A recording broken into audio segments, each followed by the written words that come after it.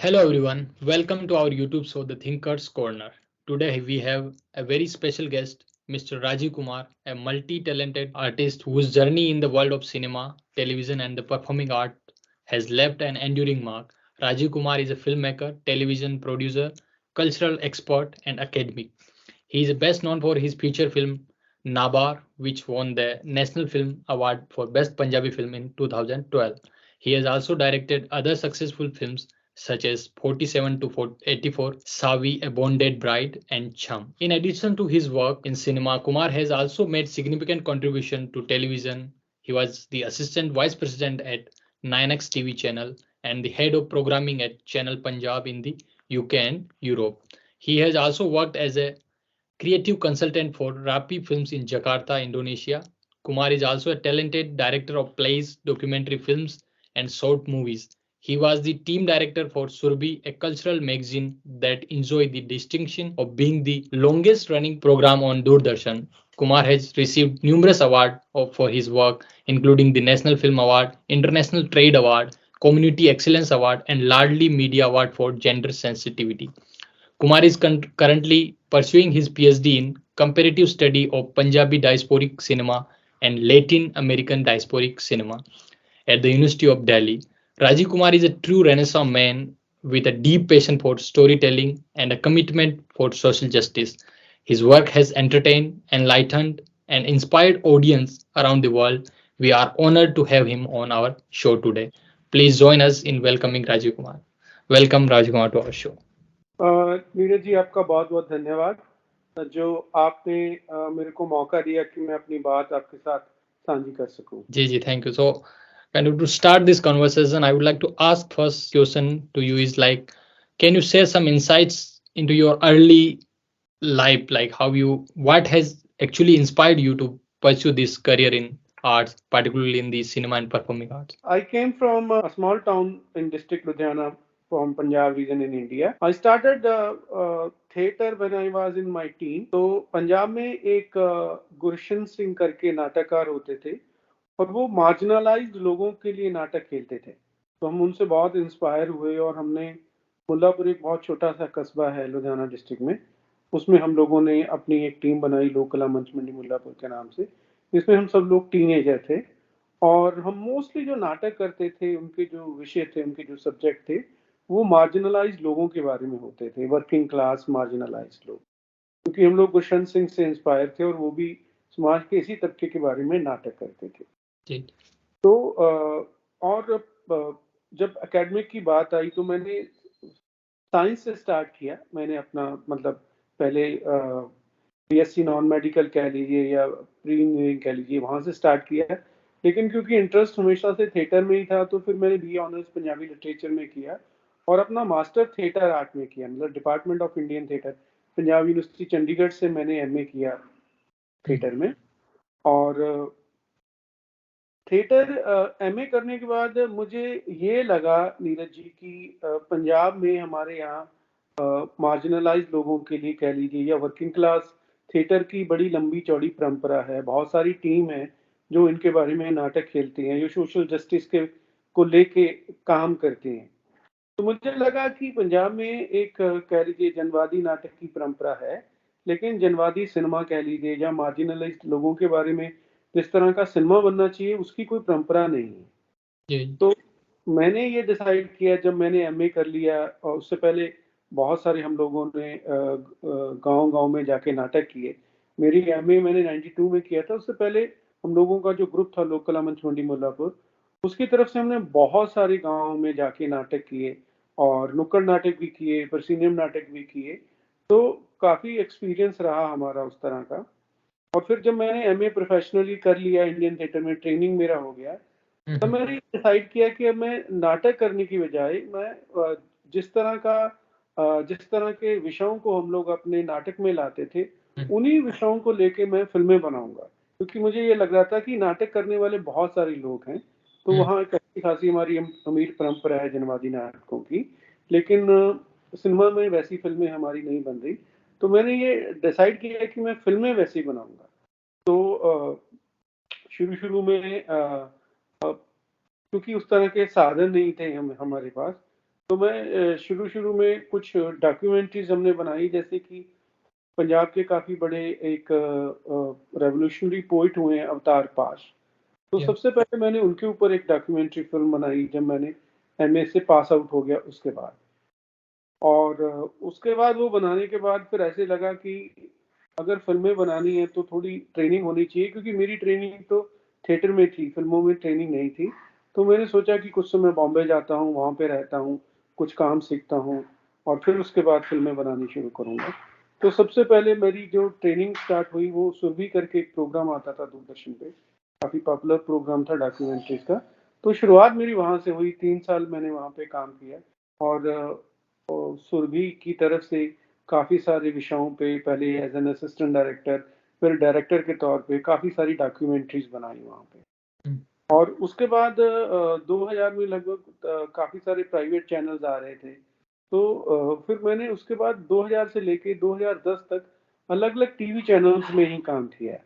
मतलब सहारा में किया, ज़ी में किया, फिर एक चैनल पंजाब था यूके और यूरोप में चलता था, उसको हेड किया, फिर जकार्ता में जाके काम किया और लास्ट मैंने 2010 में मैं मतलब काफ़ी सीनियर पोजीशन पे था, assistant vice president 9X TV में था। तो Yeah. इन समय के दौरान मैंने कुछ 1-2 शॉर्ट फ़िल्में भी बनाई। और फिर मुझे नीरज जी लगा कि मैं तो फ़िल्में बनाना चाह रहा था। मैं ये कॉर्पोरेट की जॉब में या टीवी चैनल्स की जॉब में अटक गया हूँ, मतलब काफ़ी साल हो गए हैं। तो मुझे जो मेरा लक्ष्य था उसी को फ़ॉलो करना चाहिए। तो उसके बाद फिर मैंने वो जॉब छोड़ दिया। जब मैं असिस्टेंट वाइस प्रेज़िडेंट था, तो 2000 के बाद फिर मैंने टेलीविज़न चैनल नहीं किया और यही डिसाइड किया कि मैं जिन विषयों पे काम करना चाहता हूँ, उन विषयों पे मुझे फ़िल्में बनानी चाहिए। तो फिर एक उसकी शुरुआत हमने की, एक शॉर्ट फिल्म आतू खोजी हम लोगों ने बनाई 2010 में। तो वो फिल्म को बनाई और फिर काफ़ी सारे गाँव में उसको दिखाया, उसको सीडी पे रिलीज़ किया और कोशिश यही थी कि ज़्यादा से ज़्यादा लोगों के पास ये फिल्म पहुँचे। तो काफ़ी सारी एक्सपेरिमेंट किए उसकी डिस्ट्रीब्यूशन को लेके, लेकिन उस फिल्म को काफ़ी सराहा गया। तो हमारी पहली जो कोशिश थी वो काफ़ी कामयाब रही। उस फिल्म को काफ़ी सराहा गया और उसके बाद फिर मेरा फिल्में बनाने का सिलसिला शुरू हो गया। पहली फिल्म थी जो हमारा, हम लोग मुल्लापुर लुधियाना डिस्ट्रिक्ट में एक छोटा-सा कस्बा है, वहाँ पे ही हमारा थिएटर ग्रुप था। तो जो पहली फिल्म बनाई थी वो जो मेरे थिएटर के दोस्त थे, उन सब लोगों ने पैसे डाल के हम लोगों ने मिलके बनाई थी। मतलब बाहर से कोई प्रोड्यूसर हमने नहीं लिया था। और जब वो फिल्म काफ़ी लोगों को पसंद आई, तो उसके बाद फिर जो मैं एक टीवी चैनल में हेड करता था, चैनल पंजाब में, जो यूके और यूरोप में चलता था, तो उन लोगों को फिर मैंने बताया कि अब मैं फ़िल्में बनाना चाहता हूँ, टेलीविज़न मैंने बहुत साल कर लिया है, तो मेरे पास एक स्टोरी है, अगर आपको ये स्टोरी अच्छी लगे तो आप इसको प्रोड्यूस करिए। तो तब नीरज जी वो जो विषय था उसकी पीछे भी एक कहानी है। वो ये है कि पंजाब में 2010 से पहले जो डायस्पोरा को लेके फिल्में बन रही थी वो बहुत नॉस्टैल्जिक फिल्में थी। उसमें मतलब बेसिकली ये दिखाया जाता था कि पंजाब से जाके बाहर जो लोग सक्सेसफुल हो गए हैं उनको अपने देश की याद कैसे आती है, खाने की याद कैसे आती है, कल्चर की याद कैसे आती है। बेसिकली इस तरह की फिल्में बनती थी। लेकिन जो एक स्ट्रगल है आपका, मतलब अपनी कंट्री को छोड़ के दूसरे देश में जाके एस्टेब्लिश होने का, है ना? लीगल इल्लीगल तरीके से आप जाते हो, तो वो स्ट्रगल उसमें बहुत मिसिंग था। और मुझे लग रहा था कि ये जो स्टोरीज़ हमारे सिनेमा में, पंजाबी सिनेमा में दिखाई जा रही हैं डायस्पोरा की, वो बहुत ज़्यादा सक्सेसफुल स्टोरीज़ हैं, जो लोग बाहर जाके कामयाब हो गए, उनके बारे में हैं। लेकिन जो लोग जिन्होंने एफर्ट किया, बाहर जा नहीं पाए या बाहर जाके सक्सेसफुल नहीं हो पाए, उनकी भी बहुत सारी गिनती है। तो मुझे लग रहा था जो रिप्रेजेंटेशन है वो मतलब कंप्लीट नहीं है डायस्पोरिक लोगों के बारे में। तो मैंने फिर एक ऐसी कहानी में चुना जिसमें एक लड़का जो है वो बाहर जाने की कोशिश करता है लेकिन सक्सेसफुल नहीं हो पाता। बेसिक फिर मुद्दा मैंने ये उठाया कि उनकी रिप्रेजेंटेशन भी होनी चाहिए कि बहुत सारे लोग बाहर जाके एस्टेब्लिश होना चाहते हैं लेकिन वो सक्सेसफुल नहीं होते, तो उनकी भी बात होनी चाहिए। तो वो फिल्म में बेसिकली मुद्दा ये था, लेकिन कहानी ये थी कि एक लड़का नहीं जा पाता, उसका मर्डर हो जाता है और उसका फादर कैसे स्ट्रगल करके उसके लिए जस्टिस लेता है। तो उसको फिर नेशनल अवार्ड मिल गया। तो फिर Is it मुझे to that film only? kind of could you tell us more about that inspiration behind that film, as you are already talking about that film now? मैं नीरज जी देखिए, मुझे ये लगता था कि कोई ऐसी कहानी मैं सुनाऊं लोगों को या दिखाऊं लोगों को जिसमें स्ट्रगल हो बाहर जाके स्टैब्लिश होने के टाइम पे, है ना। ऐसा ना हो कि बाहर जाके सक्सेसफुल हो गए और फिर आपको अपने देश की याद आ रही है, जो हो रहा था। एक दिन मैं इंग्लिश का एक अखबार बॉम्बे में पढ़ रहा था, तो वहां पे मैंने एक स्टोरी पढ़ी। वो बेसिकली एक हाई कोर्ट, जो Bombay and Goa high court की जजमेंट के बारे में स्टोरी थी। स्टोरी ये थी कि कुछ लोगों को लोअर कोर्ट ने सजा दी थी क्योंकि उन्होंने पंजाब से आए हुए एक यूथ का मर्डर कर दिया था, क्योंकि उस यूथ से उन्होंने पैसे लिए थे उसको बाहर भेजने के लिए, लेकिन भेजा नहीं। तो जब वो पैसे वापस मांग रहा था तो उसका उन्होंने मर्डर कर दिया और बॉडी को कहीं डंप कर दिया बॉम्बे में ही, और उसके पेरेंट्स को कह दिया कि हमने आपके बेटे को दूसरे देश भेज दिया है।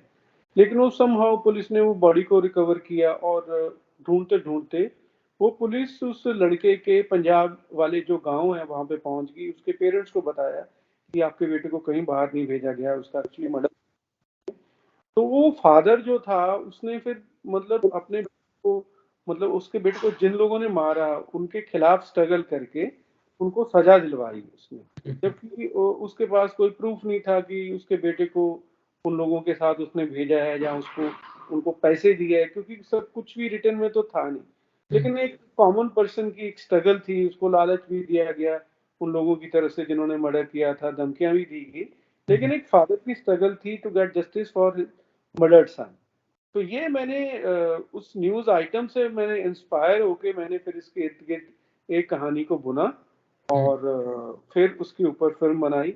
तो वो मतलब बहुत लोगों ने उस फिल्म के साथ रिलेट किया। नेशनल अवार्ड मिलना तो चलिए एक बात है, उसको उसके बाद पूरे मतलब सिर्फ इंडिया में नहीं, इवन पाकिस्तान में भी बहुत सारे लोगों ने फिल्म के साथ रिलेट किया, क्योंकि मुझे लगता है जो हमारा साउथ एशिया है उसमें सबकी स्टोरी है बाहर जाने की, बाहर जाके एस्टेब्लिश होने की, और उसमें उनकी स्ट्रगल की कहानी। तो बहुत सारे लोगों ने उसको पसंद किया, रिलेट किया। दूरदर्शन पे वो फिल्म बहुत बार दिखाई गई, नेशनल अवार्ड मिला। और पंजाबी की भी वो मतलब अब तक भी लोग उस फिल्म को याद करते हैं, 10 साल से ऊपर हो गया इस फिल्म को। तब भी कोई लोग मुझे मिलते हैं, इवन फिल्म फर्टेनिटी से कोई हो या कोई कॉमन बंदा हो, तो उसको पंजाब की कल्ट फिल्मों की तरह देखा जाता है। और उसके बाद मैं ये फिर मुझे एक चीज जरूर मैं ऐड करना चाहूंगा आपके अगले सवाल से पहले। मुझे ये लगा कि देखिए पंजाब में जो ज्यादातर सिनेमा बनता है वो जो अपर कास्ट जट सिख कम्युनिटी है उसके बारे में बनता है। तो मुझे ये लगा कि मेरी फिल्म भी चाहे एक स्ट्रगल की कहानी है, लेकिन अल्टीमेटली वो यट सिख परिवार की ही कहानी है, जो छोटी मतलब बड़ा किसान नहीं है, छोटा किसान है, लेकिन है वो भी अपर कास्ट ही। ये मैंने रियलाइज किया फिल्म बनाने के बाद। मुझे लगा कि मेरी अगली फिल्म वो अपर जट सिख के बारे में नहीं होगी, ये मैंने डिसाइड कर लिया था। मैंने कहा कि मेरी फिल्म चाहे सक्सेसफुल हो गई है, मतलब उसको क्रिटिकल एक्लेम भी मिल गया, नेशनल अवार्ड भी मिल गया, लेकिन मैं जो एक ट्रैप होता है ना कि फिर आप एक ही तरह की फिल्में बनानी शुरू कर देते हो, तो मैंने बहुत कॉन्शियसली डिसीजन लिया कि मेरी अगली फिल्म किसी भी अपर कास्ट जट सिख के बारे में नहीं होगी, और मैं समाज के जो बाकी के लोग हैं उनकी रिप्रेजेंटेशन भी अपनी फिल्म में लेके आऊंगा। तो इस तरह से मेरी शुरुआत हुई। Yeah, indeed, you have also kind of discovered the marginalized subject into your film as well. So, as you were talking about, like in your introductory part, that how Guru Suran Singh kind of also influenced you widely as a theater artist, how he kind of bring those subject into this for into this narrative. So, how kind of his alternative theater impact your approach particularly, because now I will gonna talk about your film Chum, and my these 2 3 question would be around that film only. So how the Guru Sarang Singh's alternative theater impact your approach to directing this film Chum, and in portraying themes of alienation through kind of social exclusion and oppression? देखिए जब हम गुरशन सिंह जी के साथ theatre करते थे तो उसमें हमेशा मार्जिनलाइज लोगों की बात होती थी, तब क्योंकि हम लोग यंग थे और हम लोग क्योंकि उस समाज से सीधे तौर पे आते नहीं है और हमारा मतलब फर्स्ट हैंड एक्सपीरियंस नहीं था। हम लोग एम्पथाइज करते थे, डेफिनेटली करते थे और उनके दुख दर्द को समझते थे, और थिएटर में लाते थे, लेकिन क्योंकि हमारा फर्स्ट हैंड एक्सपीरियंस नहीं था, तो गुरशरण सिंह जी के टाइम पे हमारी जो मार्जिनलाइज लोगों के बारे में बात होती थी वो इकोनॉमिक एंगल को लेके होती थी। कास्ट को लेके हम लोग उतने कॉन्शियस तब नहीं थे। हमको लगते थे कि जो मार्जिनलाइज लोग हैं, वर्किंग क्लास लोग हैं, हम उनकी बात कहते हैं, और उसमें कास्ट के रोल को हम लोग उतने सीरियसली देख नहीं पाते रहता। Your focus was more on like class consciousness basically. Class consciousness था, जबकि हमारे पात्र होते वही थे जो बेसिकली शेड्यूल कास्ट कम्युनिटी से आते थे या बैकवर्ड क्लास कम्युनिटी से आते थे, लेकिन हम उनकी इकोनॉमिक्स को लेके ज्यादा तब बात करते थे। उनकी कास्ट की जो उनके ऊपर जो सप्रेशन होता है उसके बारे में बात हम लोग तब उतने कॉन्शियस थे नहीं। लेकिन फिर जब मैंने ये फिल्म बनाई, नाबर बनाई, तब तक हमको समझ में आ गया कि हम लोग जो बात करते हैं उसमें कास्ट एंगल के बारे में भी बात करना जरूरी है, कॉन्शियसली जरूरी है। चाहे हमारे पात्र वही लोग हैं, लेकिन हम उनकी इकोनॉमिक्स को लेके बात करते रहे अब तक। तो फिर दो तीन चीजें थी। एक तो ये था कि जो कमर्शियल सिनेमा है, जो मेन स्ट्रीम सिनेमा है, उसका अपना एक कह लीजिए टेम्पलेट है, माध्यम है उसको बनाने का। उसमें पैसा कौन लोग लगाएंगे, कहानियां किन लोगों के बारे में होंगी, और फिर वो आम लोगों तक कैसे पहुंचेगा। तो उसका बहुत फिक्स फॉर्मेट है कि कमर्शियल सिनेमा में पैसा वो लोग लगाते हैं जिनका मकसद होता है कि पैसे से पैसा कमाना उनका, और इससे बड़ा कोई कंसर्न होता नहीं है। और उसका एक सीधा सीधा मीडियम है कि फिल्में बनाओ, सिनेमा में लगाओ, और जिन लोगों के पास स्पेंडिंग पावर है उन लोगों के लिए फिल्में बनाओ। फिल्में बनाओ ही उन लोगों के लिए जो टिकट महंगी खरीद सकें और आपके पैसे वापस आ जाएं और उसमें आपको प्रॉफिट हो जाए। तो ये एक सीधा सीधा फार्मूला होता है जो कमर्शियल सिनेमा का है। तो हमको पता था कि हम जिस तरह का सिनेमा बनाना चाह रहे हैं उसके लिए ना तो हमारे पास कोई फंडिंग वगैरह आसानी से होगी, एक बात पहली तो ये। और दूसरी बात ये कि हमने अगर किसी तरह से फिल्म बना भी ली तो जो हमारा दर्शक वर्ग है वो सिनेमा में जा नहीं पाएगा, क्योंकि वो उतनी महंगी टिकटें खरीद नहीं पाते। तो हमने सोचा कि एक तो हम लोग अपना एक अलग से टेम्पलेट बनाएं, एक मॉडल बनाएं जिसमें फिल्म कम से कम पैसों में हम कैसे बना सकते हैं, एक तो ये करें। और उसके बाद हम लोग जब फिल्म बन जाए तो डायरेक्टली उन लोगों को दिखाएं जिनके बारे में वो फिल्म है। क्योंकि नीरज जी कई बार ऐसा भी होता है, जो मैंने आपके साथ पहले भी एक बार डिस्कस किया था, कई बार लोग मार्जिनलाइज लोगों के बारे में बताते हैं, जो सप्रेस्ड कास्ट है उसके बारे में फिल्में बनाते हैं, लेकिन वो उन लोगों के लिए नहीं बनाते जिनके बारे में वो फिल्में होती हैं। वो फिल्में फिर दिखाई जाती हैं बड़े बड़े फिल्म फेस्टिवल्स में, तो जो लोग उनकी जिंदगी में तो कोई असर नहीं पड़ता। लेकिन हमारा हमेशा से नीरज ये था कि हम जो सब्जेक्ट हमारी फिल्म का है हमको उनको फिल्म दिखाना है और उनको इंस्पायर करना है उनकी जिंदगी में बदलाव लाने के लिए। तो ये हम इसके बारे में बहुत ही कॉन्शियस थे। तो हम लोगों ने जो एक कह लीजिए कलेक्टिव मॉडल होता है फिल्म बनाने का, हमारे दोस्तों ने इसमें फंडिंग की। हम लोगों ने मुल्लापुर जैसे छोटे शहर में ही फंडिंग इकट्ठी करके इस फिल्म को बनाया।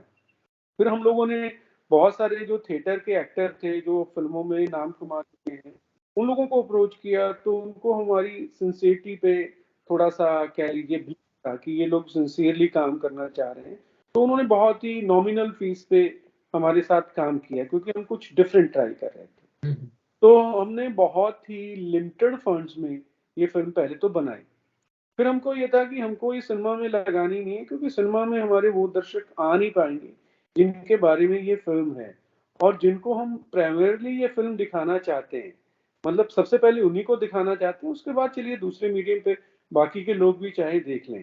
तो फिर हम लोग ने गांव गांव जाके, खास तौर पे आपको पता है गांव में भी एक स्पेसिफिक एरिया होता है जहाँ पे मार्जिनलाइज लोग रहते हैं। ये पूरी दुनिया में है ना, जैसे ईस्ट साइड है वेस्ट में, ऐसे हमारे गांव में भी आपको पता है स्पेसेस है जहाँ पे वो लोग रहते हैं।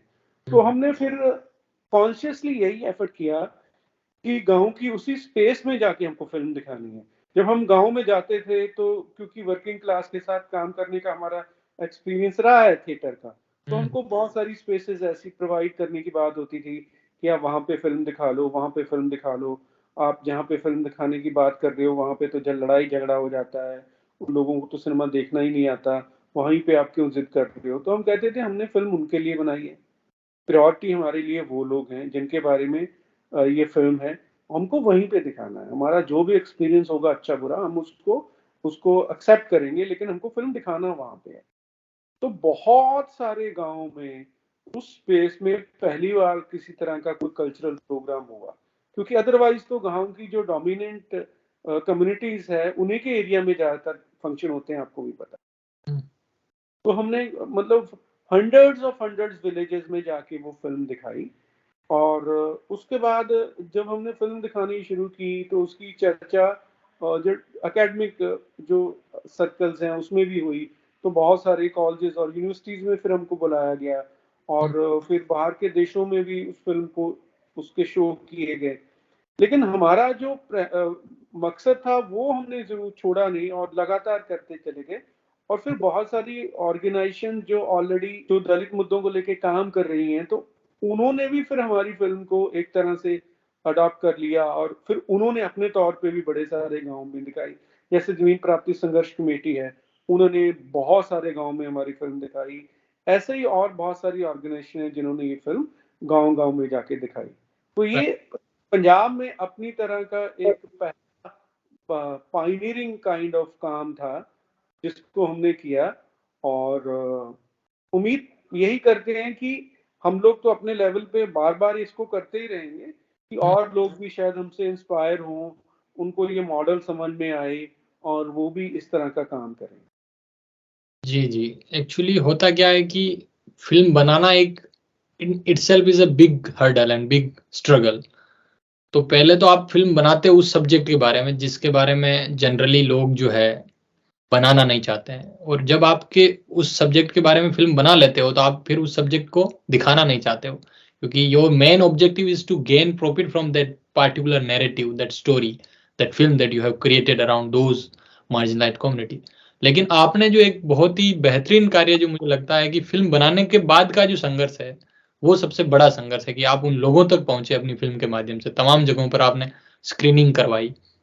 इससे क्या होता है कि जो आप कह रहे थे पहले भी कि जनवादी जो सिनेमा है, जो बहुत सारे थिएटर आर्टिस्ट है, गुरुशरण सिंह जैसे लोग हैं उन्होंने शुरू किया, तो उसमें ये भूमिका मुझे लगता है कि बहुत बड़ी हो जाती है जब आप उन तबकों तक पहुंचते हुए जिनके बारे में ये फिल्म कहती है, ताकि उनको लगे कि हमें कैसे जो है how we can gain the conscious to fight back to this castist society and this feudal system basically.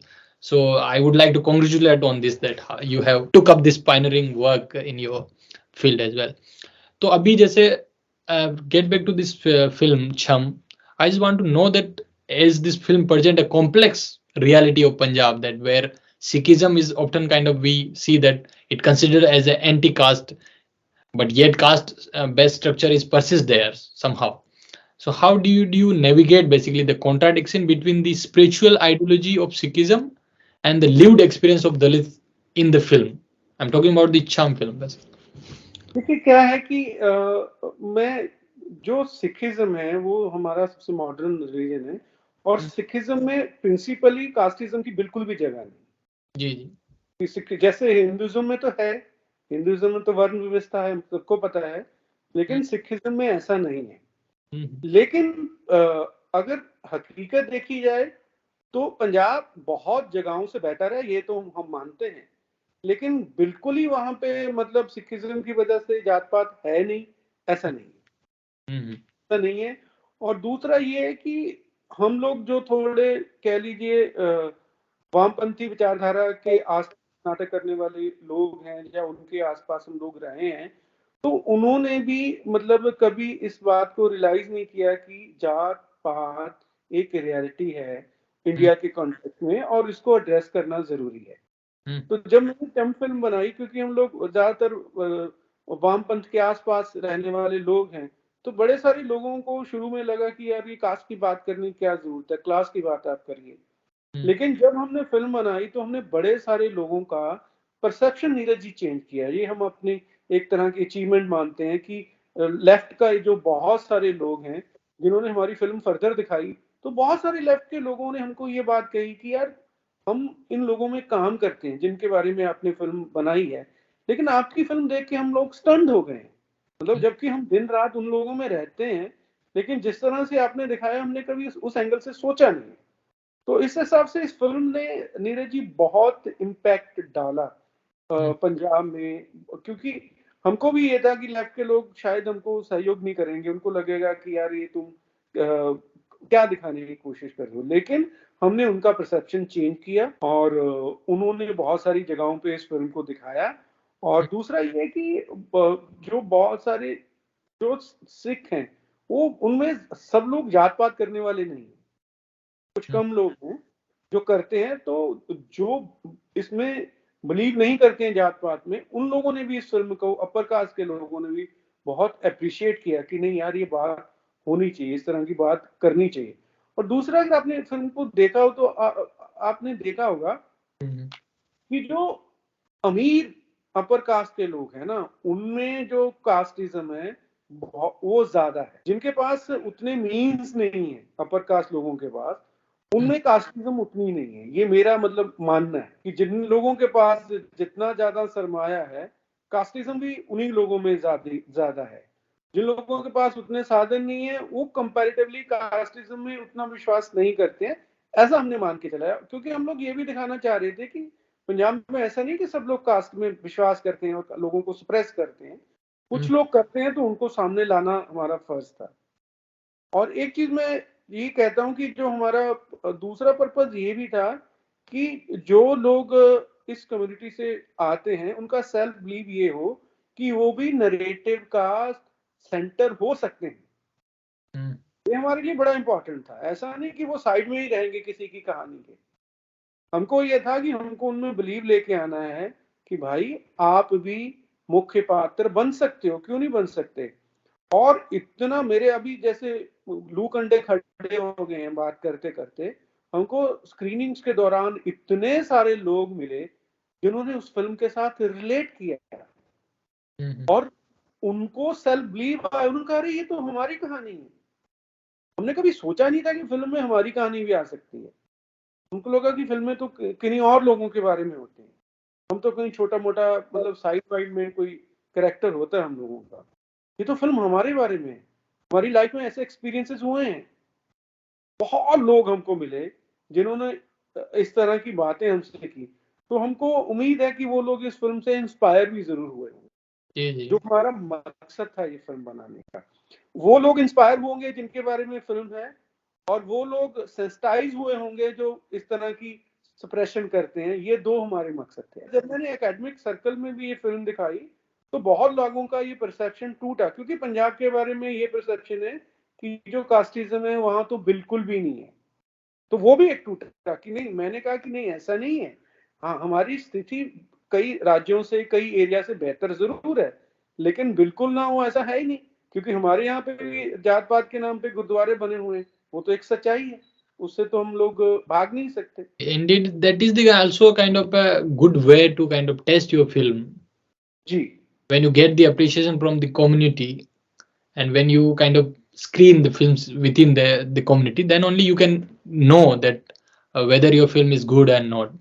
So, but I want to know that did you get any outrage like from the Sikh upper caste Sikh community there against your film? Did you talk about appreciation, so much love for your film, but did you get any kind of position for your film? Any incident that you come across? नहीं, बिल्कुल नहीं। मतलब ये मैं इस मामले में यही कह सकता हूँ कि हम लोग पता नहीं कैसे लकी कहें क्या कहें, बिल्कुल नहीं हुआ। लेफ्ट के कुछ एक दो जो हैं ग्रुप हैं जिनकी अपनी आइडियोलॉजी है चीजों को लेके, उन्होंने जरूर हमारी फिल्म के बारे में कहा कि आप दलितों को जमीन का मालिक बनवाना चाहते हैं, दिस एंड दैट, तो इस तरह से नहीं चेंज आएगी। उनका अपना आइडियोलॉजी है जो भी। जी। तो लेकिन किसी भी सिख ग्रुप ने कभी भी हमारी फिल्म को अपोज नहीं किया, क्योंकि प्रिंसिपली वो कर नहीं सकते, क्योंकि सिखिज्म में जगह ही नहीं है उसकी। If they oppose, then they are accepting that yes, caste exists in their domain. The Sikh. Exactly. मतलब हो सकता है सॉफ्टली वो हमको आके कहें कि यार इतना बुरा तो नहीं होता है पंजाब में जो आप दिखा रहे हो, इस तरह की बात वो कर सकते हैं। लेकिन हमने गलत बिल्कुल दिखाया, ऐसा एक भी जगह से विरोध नहीं आया। मतलब मुझे लगा कि हमने कुछ लोगों को सेंसिटाइज ही किया होगा। जी, and also there is also a kind of a point that you have talked about, that how within the left circle, because left always talk about oppression, unity, labor, so many things he talked, but they never kind of touch caste issue in their discussion, in their discourse. But you come from that domain, still you try hard to kind of bring this caste issue, and also this, in this way you also try to sensitize the left Sikhism, the upper caste Sikh, and also the Dalit community as well. So there are many objectives that your film Chum is fulfilling through its narrative style. So I want to get back to this film Chum and want to talk about that particular character, Doctor. Basically, we often see that how the Bollywood in various films, when they try to kind of picturize the Dalit community, their narrative, they often end up doing something which is not at all kind of appreciated by this Dalit community, the Dalit movement. That is how they end up introducing a Savarna savior character. So the portrayal of the Doctor in your film as an upper caste savior, trying to mobilize Dalit, raises question about the agency and representation. What was your intention in depicting that Doctor's character and her role in the narrative? Punjab में जो student union रही है उनका बहुत अच्छा role रहा है। Punjab student हमारी 70s 80s में बहुत पॉपुलर स्टूडेंट यूनियन होती थी, तो वो उसके बहुत पढ़े लिखे लोग उन्होंने सेक्रीफाइस किया अपने आप को गांव के लोगों को, मार्जिनल लोगों को अपलिफ्ट करने के लिए। और अभी भी पंजाब में देखिए हमारा सेंटर में जो भी गवर्नमेंट है, चलिए उसके बारे में ज़्यादा बात नहीं करूँगा, और पंजाब ने जो किसान मूवमेंट हुआ उसमें मजदूर भी शामिल थे, वो इसीलिए हो पाया कि पंजाब में कंपैरेटिवली एक प्रोग्रेसिव सोसाइटी है और बहुत सारे लोग जो हैं अभी भी सोसाइटी को सोशल जस्टिस की बात करते हैं। स्टूडेंट यूनियंस के लोग होते हैं और यंगस्टर्स लोग होते हैं, मैंने उनको काम करते हुए देखा है। तो मुझे ये था कि इनकी भी एक रिप्रेजेंटेशन होनी चाहिए। मतलब एक जो फिल्म तो हिस्ट्री की तरह होती है, तो हिस्ट्री जब आप रजिस्टर्ड कर रहे हो तो आपको इन लोगों को भी जगह देनी चाहिए। हमारे जब लोग मतलब पंजाबी पॉप पूरी दुनिया में मशहूर हो रहा है, उसमें एक certain kind of image Punjab का बनाया जा रहा है ना, कि पंजाब के जो लोग हैं वो हथियारों के बड़े शौकीन हैं, गाड़ियों के शौकीन हैं, बाहर जाने के शौकीन हैं। तो मुझे ये था कि इन सब में जो यूथ पंजाब की सोशल जस्टिस के लिए काम करना चाह रहा है या कर रहा है, उनकी रिप्रेजेंटेशन भी होनी चाहिए। तो इसलिए मैं उस कैरेक्टर को लेके आया, क्योंकि मैंने अपने आसपास काफी सारे वैसे कैरेक्टर देखे। और दूसरा ये था कि आपने अगर देखा होगा, मैंने बहुत कॉन्शियसली एक काम किया है, वो जो कैरेक्टर आता है वो जस्ट कैटालिस्ट का काम करता है। वो हमारी फिल्मों की तरह सेवियर नहीं है, वो सिर्फ कैटालिस्ट का काम करता है और फिर वहां से निकल जाता है। जो फाइनली फाइट है वो लोग खुद करते हैं। ये मैंने बड़ा कॉन्शियसली किया है, तो मेन स्ट्रीम फिल्मों में नहीं होता है। मैंने कहा वो आई, उसने उनको एजुकेट किया क्योंकि वो उसकी ड्यूटी थी, और उसके बाद उसने कहा कि फाइट आपको खुद करना है। मेरा काम तो सिर्फ आपको एजुकेट करना है, क्योंकि मेरे पास एजुकेशन है, तो मेरा फर्ज है। जैसे डॉक्टर अंबेडकर भी यही बात बोलते हैं कि एजुकेट करो और यूनाइट करो और फिर एजिटेट, तो लोग अपने आप कर ही लेंगे। वो एक पंजाब का वो भी एक एंगल था जो मैं फिल्म में लाना चाहता था। और एक चीज मुझे लगता है आप उसके बारे में जरूर बात करोगे, लेकिन मैं हिंट देता हूँ कि मैंने जो वुमेन एम्पावरमेंट है, जो एक जेंडर मतलब सेंसिटाइज करने की भी बात की है इस फिल्म कॉन्शियसली, क्योंकि वो लड़का वो जो कैरेक्टर है वो फीमेल का है, मेल का नहीं है। बाद में फाइनली जो क्योंकि मुझे लगता है कि जो दलित वुमेन है वो बहुत ज्यादा मार्जिनलाइज्ड है। वो इवन मतलब दलित कम्युनिटी के अंदर भी मार्जिनलाइज्ड है। इसलिए मैंने वो भी कॉन्शियसली बात की है। जब दो दलित वुमेन दो आपस में बात करती हैं अपनी मतलब अपनी सिचुएशन के बारे में, अपने स्टेटस के बारे में, और फाइनली वो दलित वुमेन लीड करती है गांव के प्रोटेस्ट को जो हो रहा है, जो सबके लिए हो रहा है। तो वो सारी चीजें, हाँ वो है। मैं बस ये कहना चाह रहा था कि वो जो फ्यूल है, वो फ्यूल जो देने का काम है वो बाहरी जो है, मैं देखता हूँ कि ये बहुत बड़ा इतिहास रहा है हिंदी सिनेमा का भी, हमारा भारतीय सिनेमा को हम देखें तो, चाहे वो निशांत हो, चाहे अंकुर हो, या जितनी भी फिल्में हो, वो जो कॉन्शियस है, the conscious in Dalit always kind of brings by someone else like from the upper strata. तो वो मेरा था, लेकिन आपने इसको एज ए कैटलिस्ट के रूप में इस कैरेक्टर को इंट्रोड्यूस किया एक नए तरीके से, that is also very interesting thing to kind of for the dominant Punjabi film industry as well.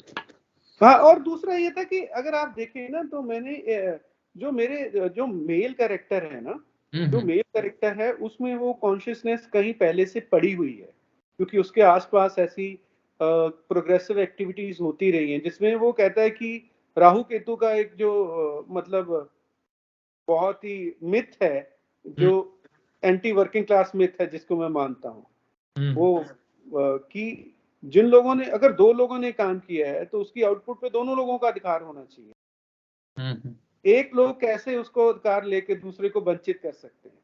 तो वो बंदा वो बात करता है अपनी वाइफ के साथ कि बच्चे का नाम ऐसे ऐसे करके रखेंगे। तो मैं ये भी कहना चाहता था कि वो कॉन्शियस ऑलरेडी हैं, लेकिन समटाइम आपको एक थोड़ी चिंगारी चाहिए होती है, एक confidence, there is lack of confidence. Confidence, exactly. तो वही काम जैसे हमारी फिल्म देखने के बाद मुझे ये है कि बहुत सारे लोगों में कॉन्फिडेंस आया हो, जैसे हमारे कैरेक्टर्स में आया है, ऐसे बड़े सारे दर्शकों में भी आया होगा, क्योंकि बहुत सारे लोग हमको जो आके मिलते थे और कहते थे अरे ये तो मेरी कहानी है, मैंने कभी नहीं सोचा था कि मेरी कहानी पे भी कोई फिल्म बन सकती है। बहुत लोग हमको आके मिलते हैं ऐसे। जी, that is a kind of a really commendable job that you have done through your film. But now let's move to your academic journey. We have talked a lot about your film Chum and other film as well. Like you recently submitted your PhD thesis, which is about the comparative study of Punjabi diasporic cinema and Latin American diasporic cinema. So, आप बताना चाहोगे कि what are the key insight and findings that your research reveals? देखिए बहुत सारी चीजें हैं, लेकिन इसमें मैं एक दलित एंगल से एक बात करना चाहूंगा। जी जी। देखिए जो डायस्पोरा है ना, उसमें नॉस्टैल्जिया बहुत इम्पोर्टेंट पार्ट प्ले करता है, राइट। लेकिन अगर आपका नॉस्टैल्जिया अच्छा ना हो, अगर आपकी गुड मेमोरीज नहीं होगी नीरज भाई, तो आपको फिर वो याद भी नहीं आएगा। तो मैंने बहुत सारे कॉन्फ्रेंसेस में ये बात की है कि दलित लोग जिनको इतना सप्रेस किया गया है गाँव में, तो जब वो look back. आएगा तो उसकी अच्छी मेमोरी ही नहीं है, तो उसका वो क्यों याद करेगा इसको। करेक्ट। तो मैंने बहुत जगह मेंशन किया है कि आप रिप्रेजेंटेशन की बात नहीं करते, आप जो सिनेमा दिखा रहे हो कि सबको नॉस्टैल्जिया हो रहा है, सबको नॉस्टैल्जिया नहीं होता। जिसकी लाइफ यहाँ पे अच्छी नहीं है और दूसरी जगह जाके अच्छी लाइफ उसकी होगी, तो उसको नहीं याद आएगा कुछ भी चीज। एक तो ये एक पॉइंट है। वेरी ट्रू, या। और दूसरा ये है कि जो हमारा सिनेमा है पंजाबी सिनेमा, उसमें बहुत सारी हिपोक्रेसी दिखाई गई है, जिसको मैंने मेंशन किया है। जैसे कि हम लोग जब बाहरले मुल्कों में जाते हैं तो हम लोग बहुत खुश होते हैं जब वो हमारे कल्चर को अडॉप्ट कर लेते हैं, जैसे बैसाखी मनाते हैं हम लोग और दूसरी चीजें करते हैं, तो हम बड़े खुश होते हैं। या जो कोई अंग्रेज अगर पंजाबी बोलता है या कपड़े पहनता है और व्हाटएवर। लेकिन जैसे ही मान लीजिए कोई फीमेल कैरेक्टर वेस्टर्न साइड की या अमेरिका, कनाडा या ऑस्ट्रेलिया से कहीं पंजाब में आती है और वो अपने तरीके से वहां रहने की कोशिश करता है, तो हम उसको स्कैंडलाइज करते हैं। हमारे सिनेमा में ये दिखाया गया। तो मैंने कहा ये हिपोक्रेटिक हमारी अप्रोच है। मान लीजिए वहां पे वो ठंडी कंट्री से आई है और उसको सन बात लेना है, तो उसके लिए नॉर्मल बात है, वो किसी को तो उकसाने के लिए वैसा कर नहीं रही है ना, क्योंकि उनके लिए नॉर्मल बात है, उनका कल्चर का हिस्सा है। तो आप उसको स्कैंडलाइज करते हो, अरे अरे इसने ये कैसे कपड़े पहन लिए, ऐसा यहाँ नहीं चलेगा। आपको एडजस्ट करना चाहिए और आप चाहते हो कि जब आप बाहर जाते हो तो वो सब कुछ आपके मुताबिक करें। तो एक तो ऐसी थोड़ी हिपोक्रेसी को मैंने एक्सपोज किया है। ये हिपोक्रेसी जो लैटिन अमेरिकन सिनेमा में है नहीं, हमारे यहाँ पे है। और कुछ दूसरी चीजें हैं कि वहाँ के जो फीमेल कैरेक्टर्स हैं वो बहुत स्ट्रांग हैं। जो हमारा पंजाबी का डायस्पोरिक सिनेमा है वो बेसिकली शादी के इर्द गिर्द घूम रहा है। बड़ी अजीब बात है, चाहे बैंडिट लाइक बैकम लगा लें या कोई भी फिल्म लगा लें, वो शादी के आसपास ही घूमता है, और खासतौर पे लड़की की शादी। जो हमारी एक डर है ना पंजाबी कम्युनिटी का, बाकियों का भी होगा, कि हमारी लड़की हमारी रेस से बाहर शादी ना कर दे, हमारी कास्ट से बाहर शादी ना कर ली, जो इस तरह की इनसिक्योरिटी है ना, वो पंजाबी सिनेमा का मतलब बहुत बड़ा पार्ट है। Yeah, it prevalent across the culture in India basically, where they try to kind of what we call this intake the culture or the casteness of their community by not allowing their daughter to marry in the other caste basically. In that way, they call it as a honor. They are protecting their honor, but it's और not. It's dishonor. And बिल्कुल, तो ये हमारे cinema में बहुत दिखाया गया है। मतलब मैंने एक दो फिल्मों की, तो मैंने ये भी मेंशन किया है कि भाई ये क्या है, और जितना ऑनर है उसकी सारी जिम्मेवारी औरतों पे डाली जाती है कि जब आप डायस्पोरा में हो तो आपके देश के कल्चर को बचाने की जिम्मेवारी औरतों की है, ऑनर सारा उन पे लादा गया है। जबकि लैटिन अमेरिकन सिनेमा में ऐसा नहीं है, वहाँ की फीमेल कैरेक्टर्स बहुत इंडिपेंडेंट हैं, बहुत स्ट्रांग हैं। तो ये कुछ चीजें मैंने जी जी दिखाई है कि वहां पे शादी इतना बड़ा मुद्दा नहीं है, शादी आपकी सक्सेसफुल है, आप करो, जिसके साथ मर्जी ना करो ना करो। जबकि हमारा सिनेमा जो डायस्पोरा है उसमें भी शादी बहुत मेन मुद्दा है। तो ये कुछ चीजें मैंने ढूंढी है वहां पे। शादी जो है हमारे पंजाबी डायस्पोरिक सिनेमा का ही हिस्सा नहीं, बल्कि ओवरऑल जो इंडियन सिनेमा है उसका डायस्पोरिक सिनेमा आप देखोगे तो वो अराउंड शादी मैरिज के ऊपर पूरा उसका जो है वो कंसर्न है। हमारी जो एक इनसिक्योरिटी है ना कि हमारी लड़कियां कहीं बाहर ना शादी कर लें, तो लड़कों के बारे में देखिए, मैंने बहुत सारी फिल्में जब रिसर्च के दौरान देखी, तो लड़कों की शादी अगर किसी से हो रही है वो उतना बड़ा मुद्दा नहीं है। लड़के आराम से जो वाइट फीमेल है उनके साथ शादी कर रहे हैं, लेकिन अगर हमारी लड़की करती है तो वो बहुत मुद्दा, बड़ा दैट मुद्दा वाज है। द बिग किसी इशू। के साथ भी करती है वो बड़ा मुद्दा है। या so like in this last few years, how do you see the future of Punjabi cinema? Did you see any impact on the global stage? Are any emerging trends that you observe, like in the and you believe that industry will take in the future? Any देखिए, emerging trends? Punjabi cinema जो है उसमें content के level पे तो बहुत ज्यादा कुछ चेंजेस पॉजिटिव आ नहीं रही। हाँ, हम लोग बहुत बड़ी मिकदार में फिल्में बना रहे हैं और कमर्शियली वो फिल्में सक्सेसफुल भी हो रही हैं, टेक्नोलॉजी हमने इम्प्रूव कर ली है अपनी। लेकिन अगर हम ये कहें कि हम लोग पूरी सोसाइटी की रिप्रेजेंटेशन उन फिल्मों में आ रही है, ऐसा तो है नहीं। हम 3-4 मुद्दों पे फिल्में बना रहे हैं। एक तो नॉस्टैल्जिया हमारा मेन है, चाहे वो पुराने कल्चर का नॉस्टैल्जिया हो, चाहे हमारे रिलीजन का नॉस्टैल्जिया हो। एक नॉस्टैल्जिया पे हम लोग सिनेमा बनाते हैं, और एक हम लोग सिनेमा बनाते हैं गैंगस्टर कल्चर के ऊपर सिनेमा बनाते हैं, और तीसरी कॉमेडी बनाते हैं। तो हमारी ज्यादातर सिनेमा जो है वो इन तीनों के इर्द गिर्द घूमता है। बीच में कभी कभार कोई अच्छी फिल्म आ जाती है, जैसे एक अच्छी डायस्पोरिक फिल्म थी आजा मैक्सिको चलिए, तो बीच बीच में कुछ अच्छी फिल्में आती हैं, या कोई अभी कुछ फिल्में आई हैं जो वुमेन सेंट्रिक फिल्में हैं। तो बहुत ज्यादा चेंज नहीं है, लेकिन अभी भी देख लीजिए कि दलित प्रोटैगनिस्ट को लेके पिछले 15, 20, 25 सालों में पंजाब की एक भी फिल्म नहीं आई है। देखिए साउथ से कितनी फिल्में आ रही हैं, कितनी सक्सेसफुल फिल्में आ रही हैं। पंजाब में एक भी फिल्म ऐसी नहीं है जो दलित प्रोटैगनिस्ट को लेके बनी हो, जबकि पंजाबी सोसाइटी का कम से कम 30 से लेके 40% हिस्सा जो है वो दलित कम्युनिटी से आता है, लेकिन एक भी फिल्म नहीं है। So, are you hopeful about that in the future there will be more films and more? बिल्कुल बिल्कुल होंगी, डेफिनेटली होनी चाहिए। मुझे लगता है कि जैसे ही दलित कम्युनिटी ज्यादा एजुकेट होगी, उनके लोग इंडस्ट्री में आएंगे, वो अपने आप को थोड़ा असर्ट करेंगे तो फिल्में बनेंगी। अभी हम लोग भी फिर से प्लान कर रहे हैं।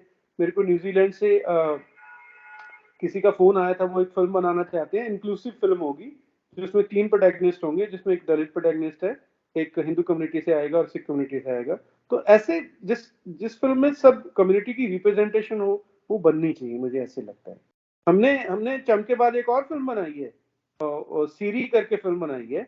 उसमें हमने ये बात की है कि जो एग्रीगेरियन क्राइसिस है उसका नुकसान सिर्फ प्रकाश जस्टिक को नहीं होता, जो उसके साथ वर्किंग पार्टनर होता है जिसको सीरी कहते हैं, जो दलित कम्युनिटी से आता है, उसका भी उतना ही नुकसान होता है उस फिल्म में। तो हम लोग अपनी तरफ से एफर्ट कर रहे हैं, और लोग भी आई होप आएंगे सामने। जैसे एटलीस्ट मेरे को लोग अब अप्रोच करते हैं कि चलिए मिलकर फिल्म बनाते हैं और उसमें इंक्लूसिव फिल्म बनाते हैं, तो होपफुली बाकी के लोग और आएंगे आगे। So do you know anyone like who are recently kind of trying to make any film from the Dalit community, basically, who come from the Dalit community? Any filmmaker, Dalit filmmaker in Punjabi industry? Any देखिए, actor? जो अभी New Zealand से जो आ रहे हैं, जो हम हम्म, लोग फिल्म जनवरी में शूट करेंगे, वो दलित कम्युनिटी से ही आते हैं जी जी, और ठीक. वो एक फुल फ्लैज दलित कैरेक्टर को लेके आएंगे, प्रोटैगनिस्ट को, और इंक्लूसिव फिल्म हम लोग बनाएंगे. So last two questions. So the one question is about like what advice do you have for the aspiring filmmakers and artists who wish to make a kind of a mark in the world of this cinema and performing arts as at a large? मुझे ये लगता है कि फिल्में आप कोई बात कहने के लिए बनाइए, फिल्में बनाने के लिए मत बनाइए. अगर आप कुछ कम्युनिकेट करना चाहते हो सोसाइटी को, वो आपकी फिल्म में रिफ्लेक्ट करना चाहिए. ठीक है, और बिना पॉलिटिकल अवेयरनेस के अच्छा सिनेमा बन नहीं सकता. Correct. तो आप सोसाइटी को लेके आपका कोई ना कोई परसेप्शन जरूर होना चाहिए, और उस परसेप्शन को आप अपनी फिल्मों में कम्युनिकेट करो, तभी आप अच्छा सिनेमा बना पाओगे. मुझे ऐसे लगता है. जो भी हो, मैं ये नहीं कहता कि जैसे मैं सोचता हूँ सोसाइटी के बारे में सब लोग वैसा ही सोचें, लेकिन आप लोग जैसे सोचते हो वैसी फिल्में बनाओ. मतलब सोचना जरूरी है सोसाइटी के बारे में. मतलब हवा में कोई सिनेमा नहीं बन सकता. Yeah, indeed, critical thinking is required and essential somewhat to बिल्कुल. think. आप हम जिस सोसाइटी में रहते हैं, हम जिस दुनिया में रहते हैं, उसके ऊपर हमारा रिफ्लेक्शन तो होना ही चाहिए, नहीं तो सिनेमा बनाने का मतलब ही नहीं है. है ना. Correct. मेरा आर्ट फॉर आर्ट से बिल्कुल भी विश्वास नहीं है. सिनेमा सोसाइटी को रिप्रेजेंट करता है, और सिर्फ रिप्रेजेंट नहीं करता, आप आर्ट सोसाइटी को चेंज भी कर सकता है. अदर वे अराउंड भी है. मतलब जैसे मैंने जब मैं उस फीमेल को लिया था डॉक्टर, तो बहुत सारे मुझे डॉक्टर्स ने बोला था, वेटनरी डॉक्टरों को, कि आपने फीमेल डॉक्टर वेटनरी डॉक्टर को क्यों लिया है, ये तो रिप्रेजेंटेशन नहीं है, बड़ी कम लड़कियां होती हैं. मैंने उनसे पूछा था कि लड़कियां होती हैं या उनको अलाउ नहीं करते वेटनरी पढ़ना. कहते नहीं होती हैं. तो मैंने कहा ओके, मेरी फिल्म देख के हो सकता है और ज्यादा लड़कियां बने. तो आपको बहुत सारी चीजें फिल्मों में ऐसी भी दिखानी चाहिए जो आप सोसाइटी में होते हुए देखना चाहते हो. Positive changes. बिल्कुल. Yeah, that you want to kind of see in the society. Yeah, that's very true. So lastly, I want to ask that what upcoming project that you have already talked about one with the New Zealand, but any other project apart from that, any artistic aspiration that you hope to fulfill in your career, film career? मैंने एक film बनाई है, उसका जिक्र करूंगा, अभी release नहीं हुई है. उसका जी, नाम है मेनू प्यार कर दिए परजात कुड़िए. वो इंटरकास्ट लव स्टोरी है, क्योंकि मुझे हमेशा ये लगता था कि पंजाब में अपर कास्ट लड़की और दलित लड़के की लव स्टोरी नहीं बनी है अभी तक, जबकि साउथ में बहुत सारी ऐसी फिल्में बनी हैं. तो मुझे लगा कि उसके ऊपर फिल्म बनानी चाहिए. मैंने ये फिल्म बनाई है, आने वाले टाइम में रिलीज होगी. yeah, और yeah. दूसरा ये है नीरज भाई कि मुझे लगता है कि जो मार्जिनलाइज लोग हैं, जिनकी रिप्रेजेंटेशन कमर्शियल सिनेमा में नहीं हो पाती है, मैं उनके बारे में फिल्में बनाऊं. तो मैं इसलिए मैं जब तक इन लोगों की अच्छे से रिप्रेजेंटेशन नहीं आएगी, तो मैं औरतों के बारे में फिल्में बनाता रहूंगा, दलितों के बारे में फिल्में बनाता रहूंगा, मार्जिनलाइज लोगों के बारे में फिल्में बनाता रहूंगा. और मेरा क्योंकि फर्स्ट हैंड एक्सपीरियंस नहीं है, तो मैं कोशिश करता हूँ कि मैं अपनी टीम में बहुत सारे ऐसे लोगों को लाता हूँ कोलैबोरेशन में, जिनका फर्स्ट हैंड एक्सपीरियंस है, जिन्होंने मतलब भोगता है उसको, ताकि मेरी फिल्में जितना रियलिटी के नजदीक पहुंच सकें, जरूर पहुंचे. जी जी, जैसा कि आपने कहा कि जो रोमांटिक लव स्टोरी है पंजाब फिल्म इंडस्ट्री में, वो ऐसी इंटरकास्ट वाली नहीं हुई है. मेरे को याद आती है कि जैसे एक फिल्म सैराट जो है हमारी, बहुत ही ब्लॉकबस्टर, उसको जब पंजाबी फिल्म इंडस्ट्री ने उसको एडेप्ट किया, तब उन्होंने उस फिल्म को मैंने देखा तो उसमें कास्ट एंगल गायब ही कर दिया. मेरे दैट को बिल्कुल बिल्कुल हाँ, यही बात मैं बिल्कुल बिल्कुल सही बात है आपकी. मेरे को उन्होंने, जो प्रोड्यूसर है, उन्होंने मेरे को बात भी की थी कि हम लोग आपसे बात करना चाहते हैं एक फिल्म के बारे में. तो उसके बाद एनीवे मेरी उनसे फर्दर बात नहीं हो पाई. लेकिन मैंने जब देखा, मैंने कहा यार इतना क्या डर के फिल्म बना रहे हो आप, तो फिल्म बना क्यों रहे हो. तो हमने बनाई है मैनू प्यार कर दिए परजात कुड़िए. देखते हैं अब लोग कैसे रिएक्ट करते हैं उसके ऊपर. मतलब वो फिल्म बन गई है अभी, क्योंकि वो सेल्फ फंडेड फिल्म नहीं है, उसके एक सर्टेन प्रोड्यूसर हैं, तो उसको कैसे सामने लेके आना चाहते हैं वो उनका डिसीजन है, लेकिन वो रेडी है हमारी तरफ से. Now it's in its post production stage में भी, पोस्ट प्रोडक्शन भी हो गया है, वो बिल्कुल रेडी है। वो रेडी। कैसे को सामने लाना चाहते हैं, मेरा जैसे मेरा है, गांव में जाके दिखाना चाहते हैं, सिनेमा में रिलीज करना चाहते हैं, ओटीटी पे रिलीज करना चाहते हैं, ये उनका डिसीजन है, क्योंकि फिल्म प्रोड्यूस उन्होंने की है। अगर हमने की होती तो हम बिल्कुल अपना वही अपनाते, पहले गांव में लेके जाते और फिर बाकी प्लेटफॉर्म पे लेके आते उसको। Correct. So on this note, we would like to thank you, Rajiv, for coming to our show and taking time from your busy schedule to talk with me, particularly on this very important topic of Punjabi film industry. And I would like to also thank my audience and viewers that I hope that they enjoy our conversation as well, that we enjoy. And yeah, if you would like to add something, otherwise it's time to say goodbye. मैं आपका thank you ही करना चाहता हूँ नीरज, कि मेरी आपसे बात हुई। तो जिस तरह से मैंने आपको अप्रोच किया, ऐसे ही मेरी कोशिश रहती है कि जो हमारी बात है वो ज़्यादा से ज़्यादा लोगों तक पहुँचे। जैसे मैंने आपको अप्रोच किया था और फाइनली अभी हम लोग आपने फिल्म देखी और हम बात कर रहे हैं, तो मुझे लगता है इस तरह का डायलॉग बहुत हेल्प करता है। मतलब जो इस तरह का मार्जिनलाइज, हमारा मार्जिनलाइज सिनेमा ही है, या थर्ड सिनेमा इसको कहते हैं दुनिया में, तो थर्ड सिनेमा इसी तरह से आगे बढ़ता है। आपने मुझे अपॉर्चुनिटी दी अपनी बात लोगों के सामने रखने की, तो आपका भी बहुत बहुत धन्यवाद। Thank you so much for your time.